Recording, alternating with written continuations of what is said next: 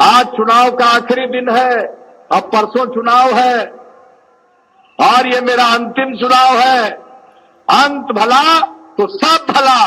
अब आप बताइए, वोट दीजिएगा ना इनको? हाथ उठा के बताइए। पहला मुख्यमंत्री है जो जगह जगह जाकर इस सच्चाई को स्वीकार कर चुके हैं कि ये उनका अंतिम पारी है। बिहार में चुनाव नहीं है गजेंद्र जी, बिहार में व्यवस्था परिवर्तन है। चुनाव तो देखिए, बिहार का चुनाव मैं आपको बताना चाहता हूं, होल्डिंग से भारतीय जनता पार्टी ने नीतीश कुमार को बाहर कर दिया। वो मान चुके हैं कि नीतीश कुमार के दौड़ में नहीं है। और मैं ये कहना चाहता हूं आपके माध्यम से, ये कह रहे हैं पैसा कहां से आएगा? चाय बेच के लाया क्या 8,500 करोड़ रुपए का जो जहाज आया? 10 लाख का सूट क्या वहां रेलवे स्टेशन पे चाय और समोसे बेच कर आया था क्या? तो बिहार की जनता से ये पकोड़े बिकवाने की बात करने वालों का सुपड़ा साफ होने वाला है। मैं हार्दिक बधाई देना चाहता हूं बिहार की जनता की, और बिहार की अंतिम पारी का दौरान पहला मुख्यमंत्री है जो जगह जगह जाकर इस सच्चाई को स्वीकार कर चुके हैं कि ये उनका अंतिम पारी है। बिहार में चुनाव नहीं है गजेंद्र जी, बिहार में व्यवस्था परिवर्तन है। चुनाव तो देखिए, बिहार का चुनाव मैं आपको बताना चाहता हूं, होल्डिंग से भारतीय जनता पार्टी ने नीतीश कुमार को बाहर कर दिया।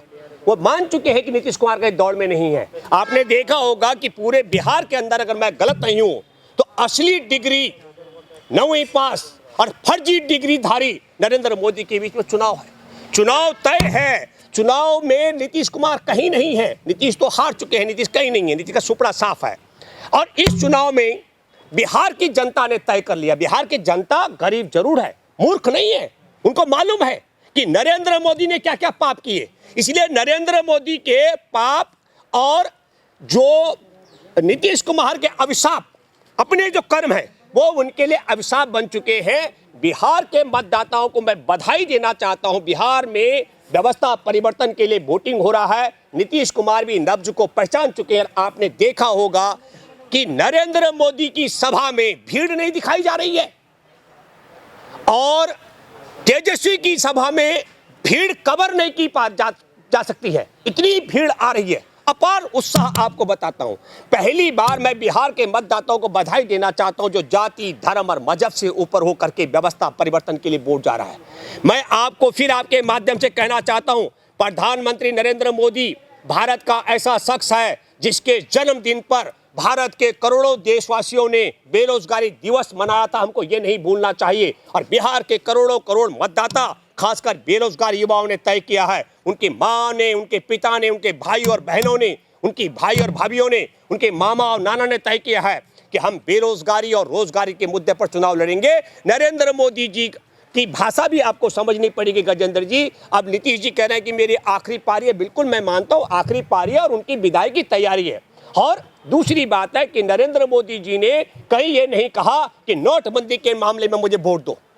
नरेंद्र मोदी की हिम्मत नहीं पड़ रही है बोलने के लिए कि मैंने लॉकडाउन करके 14 करोड़ लोगों की रोजी रोटी छीनी, मेरे रेल और बस सेवा बंद करके जो करोड़ों लोग पैदल चले, जिनके पैरों से खाल निकली, खून टपक रहा था, गर्भवती महिलाएं खुले में बच्चे पैदा करती, इसके लिए मुझे वोट दो। नरेंद्र मोदी कहीं ये नहीं कह पा रहा है कि जीएसटी मैंने टैक्स पद्धति बदल करके देश को बर्बाद करके देश को तबाह कर दिया, इसके लिए मुझे वोट दो। अब नरेंद्र मोदी की हैसियत भी देखिए।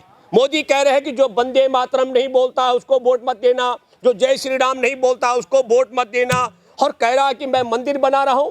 तो मंदिर तुम बना रहे हो अयोध्या में, हमारे बिहार के लोग कह रहे हैं मेरे पेट में दाना नहीं है खाने के लिए, वो कह रहा है मैं मंदिर बना रहा हूं। बिहार के लोग कह रहे हैं करोड़ पढ़े लिखे गिरिजन युवा कह रहे हैं हमको रोजगार नहीं है बाबूजी हमारे पास, प्रधानमंत्री मोदी इस पर कुछ बोलो। वो कह रहे हैं जय श्री राम बोलो। वो कह रहे हैं कि देखो हम बेरोजगार घूम रहे हैं, हमारी आयु निकलती जा रही है, हमारे यहाँ 3 साल का ग्रेजुएशन 5-5 साल में डिग्री मिलती है। मोदी जी कह रहे हैं वंदे मातरम बोलो। और बिहार के युवाओं ने कह दिया, बिहार की जनता ने कह दिया, इस बार आपकी बार तेजस्वी की सरकार, क्योंकि इस समय रोजगार की बात होगी, देश के विकास की बात होगी और देश में इंसाफ की बात होगी। मैं बधाई देना चाहता हूं और आपके माध्यम से एक बात बताना चाहता हूं मैं आपको। हमारे देश के अंदर दुनिया में सबसे महंगा सूट पहनने वाला नरेंद्र मोदी 10 लाख का, हमारे देश के अंदर सबसे महंगा जहाज अपने लिए खरीदने वाला 8,500 करोड़ का जहाज खरीदने वाला नरेंद्र मोदी, हमारे देश और दुनिया में सबसे महंगा इवेंट्स कराने वाला हाउडी मोदी नरेंद्र मोदी, सबसे महंगा इवेंट्स 1,40,000 करोड़ का और हमारे देश के अंदर सबसे झूठ बोलने वाला दुनिया का सबसे नंबर 1 आदमी नरेंद्र मोदी। मोदी पर यकीन नहीं है लोगों को। जी क्या sir Nitish Kumar emotional card खेल रहे हैं? नहीं, कोई इमोशनल नहीं। नीतीश कुमार जी मान चुके हैं और जान चुके हैं जब उनकी विदाई होगी उन पर कई घोटालों का मुकदमा है। मुझे लगता है, मैं आपके माध्यम से एक बात और कहना चाहता हूं, नीतीश कुमार जी को दोबारा जनता से मिलने का मौका नहीं मिलने वाला है। जो घोटाले हैं उसके मुताबिक उनको जेल जाना है, और जब जेल जाना है तो इसलिए वो जनता से वोट नहीं, विदाई मांग रहे हैं, विदाई ले रहे हैं कि देखिए मुझे विदाई दीजिए, ये मेरी अंतिम पारी है। ये मैं आपको बताना चाहता हूं। तो क्या वाकई में नीतीश कुमार थक चुके हैं? बिल्कुल थक चुके हैं। नीतीश कुमार तो पूरे कोरोना काल में नहीं, न केवल शारीरिक रूप में, मानसिक रूप में भी थक चुके हैं नीतीश कुमार। नीतीश कुमार ने कहा मैं किसी बिहारी को वहां नहीं आने दूंगा, लेकिन कोटा में जो बच्चे पढ़ रहे थे, ऊंची जाति के, ऊंचे समाज के, कुछ धन वालों के, उनको लेने के लिए गाड़ियां भेजी गई, कार भेजी गई, एमएलए तक भी गए लेने के लिए, और मजदूरों से कहा तुमको यहाँ प्रवेश नहीं करने देंगे। बिहार में मैंने कहा व्यवस्था परिवर्तन। बिहार का आदमी मूर्ख नहीं है। नरेंद्र मोदी के बाप की रेल नहीं है, नरेंद्र मोदी के बाप की बसें नहीं है, जो रोजगार वो कर रहे थे नरेंद्र मोदी का बाप का नहीं है। आज कोरोना का टीका नहीं बना, आज कोरोना की दवाई नहीं बनी, 84 लाख से ज्यादा मामले उजागर हो चुके हैं। ये बेईमानी भी है। असल में ईमानदारी के साथ अगर जांच हो, मैं मोदी को किसी भी मंच पर चैलेंज करता हूं, हमारे देश का कोरोना से पीड़ितों की संख्या 50 करोड़ से ज्यादा पार कर चुकी है। ये आंकड़े छुपाए जा रहे हैं, झूठ बोला जा रहा है। तो एक बात हम आपके माध्यम से कहना चाहते हैं कि बिहार का मतदाता इतना बुड़बक है क्या? उसको नहीं मालूम है जब 559 मामले थे तब हमारे देश के करोड़ों मजदूरों की रोजी रोटी छीनी। रेल और बस सेवा, ना वो मोदी के बाप ने नौकरी दी थी, ना रेल दी थी, ना बस दी थी, वो सब छीना गया। और रास्ते में जो मजदूर मरे भूख से, प्यास से, गजेंद्र जी आपको बताना चाहता हूं, एक तो कड़ा करेला और ऊपर से नीम चढ़ा वाला मामला है। नीतीश कुमार चुनाव जीता था नरेंद्र मोदी के खिलाफ। 2 जगह चुनाव है गद्दारों के, एक मध्य प्रदेश के गद्दारों को मध्य प्रदेश हरा रहा है, गारंटी के साथ मैं चुनौती आपको बहुत बता रहा हूं। और बिहार में नीतीश कुमार जैसे गद्दार को बिहार के लोग सबक सिखा रहे हैं। तो नरेंद्र मोदी पिछला चुनाव भी हारा था। हाँ, मैं बिहार के मतदाताओं को बधाई देना चाहता हूं कि असली 9वीं पास फर्जी डिग्री वाले प्रधानमंत्री नरेंद्र मोदी को चुनाव हरा रहा है। ये 2 के बीच का चुनाव है और इस चुनाव में असली डिग्री वाला चुनाव जीत रहा है तेजस्वी। 170 सीट से ज्यादा ला रहा है। आप नोट कर लीजिए, 170 सीट से ज्यादा का सीटें लेकर आ रहा है। वोट काटने के लिए जितने मर्जी बीच में खड़े हो चुके होंगे।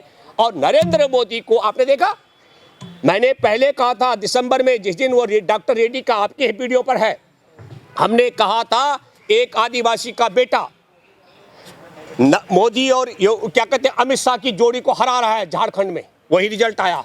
और आज 32 हेलीकॉप्टर उड़ रहे हैं 9वीं पास एक लड़के के पीछे तेजस्वी के। पर तेजस्वी युवा है, आपने तेजस्वी के चेहरे पर देखा होगा, उसके वादे पर देखा, कमिटमेंट। उसने लोगों से कहा हम रोजगार देंगे। और मैं ये कहना चाहता हूँ आपके माध्यम से, ये कह रहे हैं पैसा कहाँ से आएगा? चाय बेच के लाया क्या 8,500 करोड़ रुपए का जो जहाज आया? 10 लाख का सूट क्या वहाँ रेलवे स्टेशन पे चाय और समोसे बेच कर आया था क्या? तो बिहार की जनता से ये पकोड़े बिकवाने की बात करने वालों का सुपड़ा साफ होने वाला है। और बिहार में 10 लाख लोगों को रोजगार देने वालों की सरकार प्रचंड बहुमत में आने वाली है, मैं दावे के साथ कह सकता हूं।